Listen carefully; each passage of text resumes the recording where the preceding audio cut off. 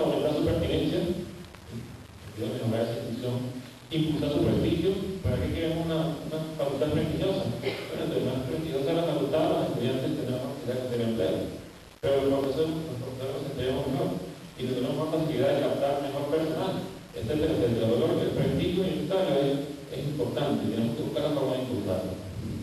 Tenemos que planificar su desarrollo, no podemos andar por la vida sin saber a dónde vamos, tenemos que planificar qué es lo que queremos.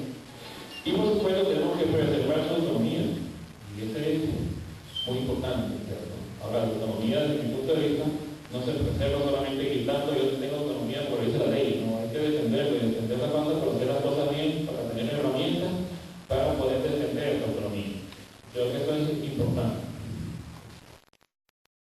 De hecho, por eso coloqué preservar y no defender, pasa por muchas cosas.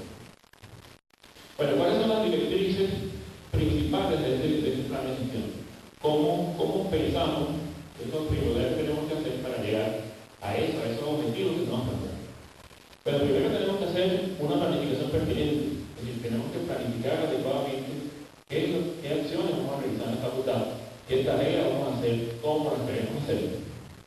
Y esa planificación tiene que considerar las necesidades reales de la facultad y de su entorno, y tenemos que ser pertinentes con nosotros, pero también con la sociedad. Tiene que incluir metas ambiciosas, por supuesto, pero realistas, ¿okay? Y tiene que hacerse con ideas novedosas. Tiene que hacerse con una visión a largo plazo. No podemos seguir planificando las cosas para lo que se puede hacer solamente una decisión de ganar. No, tenemos que hacer una planificación sabiendo que muchas cosas no se culminarán y tendrá un camino largo por recorrer. Y por supuesto, esa planificación tiene que ser una planificación de todos los miembros. No puede ser que una sola persona diga, no, el plan es este, punto. No, tenemos que discutirlo todo, tenemos que ver hasta dónde vamos, qué queremos. ¿Sí? Bueno, y la segunda directriz es hacer una gestión administrativa eficiente. ¿Cómo podemos hacer una gestión administrativa eficiente? Primero, transformando las actividades administrativas, ¿okay? Para que se faciliten las tareas de los clientes, estudiantes, etc. Facilitar, por ejemplo, la inscripción, facilitar su toma de actividades, facilitar la compra de equipos para mejorar la institución, etc. También podemos hacerlo automatizando y uniformizando las actividades administrativas, y para que eso sea más sencillo, porque tenemos que venir aquí a ver 2 días por semana antes de poder hacer una cosa por internet, por ejemplo, solicitar un tráfico y venir a buscar, etcétera, etcétera, ¿no? 2 líneas, como si las 2 líneas maestras que nos hemos planteado. Bueno, ahora vamos a hablar de las acciones. Por supuesto, las acciones que mencionamos aquí son solo algunas. No las vamos a colocar todas porque muchas aparecerán en el camino, en el transcurso de la gestión. Pero hasta ahora hemos visto algunas cuantas, y ahí empiezo por listar. En la lista tengo primero un plan de crecimiento de la facultad, vamos a definir cómo vamos a hacer, cómo vamos a mejorar el rendimiento estudiantil, cómo vamos a hacer para aprovechar mejor el tiempo. Vamos a hablar un poco de la formación académica de los profes, de la pertinencia del servicio comunitario, del plan de promoción de la facultad, del mecanismo de participación, de cómo creemos que debe ser la vida en la facultad, de la infraestructura, de la investigación de posgrado, de la extensión, de los cargos administrativos en la facultad, de los trámites administrativos, plan de seguridad, plan de mantenimiento, equipamiento y comedor. Vamos a hablar de cada uno de esos puntitos, que son básicamente las acciones que debemos hacer para llegar a esos objetivos que hemos planteado. Comienza por el plan de crecimiento. Es un hecho que toda institución que se estanque en el tiempo pues va a tender a desaparecer. Si nosotros nos planteamos la idea de que vamos a seguir siendo toda la vida del mismo tamaño, pues fatalmente vamos a ir creciendo. Y eso lo sintió la universidad hace algunos años, ¿no? Hace algunos años la universidad tenía planteado crecimiento cero. Y cuando se dio cuenta, después de 5 o 6 años de esa política, pues se dio cuenta que ese crecimiento cero realmente se convirtió en un crecimiento negativo.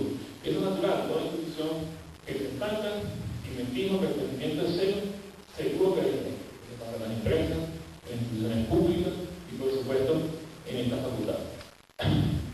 Entonces tenemos que planificar qué hacer, tenemos que plantearnos la idea de qué tenemos que hacer. ¿Okay? Ahora, ¿cómo vamos a hacer? Bueno, tenemos que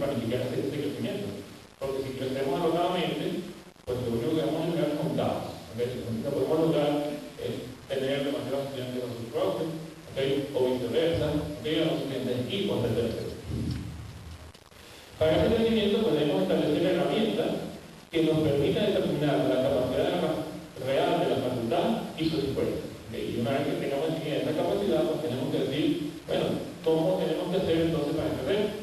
Sabemos lo que tenemos, bueno, ¿qué acciones tenemos que hacer para impulsar ese crecimiento? Por supuesto, ese crecimiento tiene que estar en función de unos objetivos que tiene que definir el Consejo de Facultad, que tiene junto con sus miembros, por supuesto. Para eso se deberá establecer también un plan de renovación y de promoción de la oferta doctoral. Muchos departamentos, y ustedes lo habrán visto, que muchos departamentos pues tienen pocos profesores, porque los profesores empiezan a tener cierta edad, que se van yendo, muchas veces tienen sesiones muy grandes, etc. Eso depende de la escuela, por supuesto. Pero eso tenemos que hacer. Y ese crecimiento debe estar sustentado por una infraestructura adecuada. No ganamos nada con llenar aquí de alumnos si no tenemos donde sentarnos a ver una clase. ¿Okay? Que hacer que la infraestructura pues, sea la conveniente para este crecimiento. El rendimiento estudiantil. Yo considero que ese es uno de nuestros problemas graves que tenemos aquí en la facultad.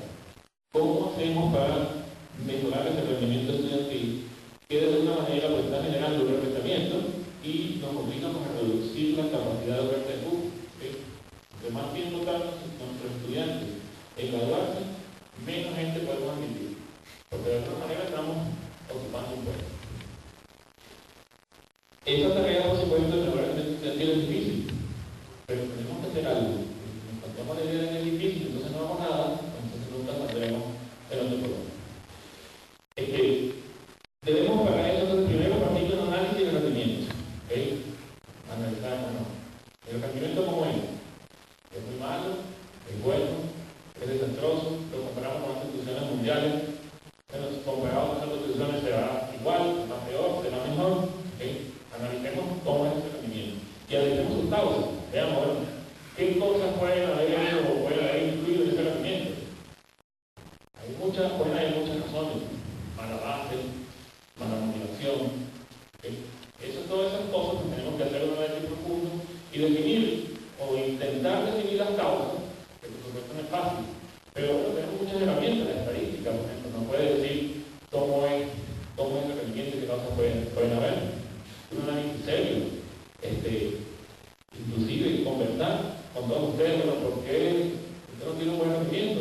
Esta conversación puede de alguna manera hacer que salga la causa. Yo pienso que una de las causas mayores del bajo rendimiento, y por eso lo pongo ahí como hipótesis, es la falta de motivación. Y yo creo que, vuelvo y repito con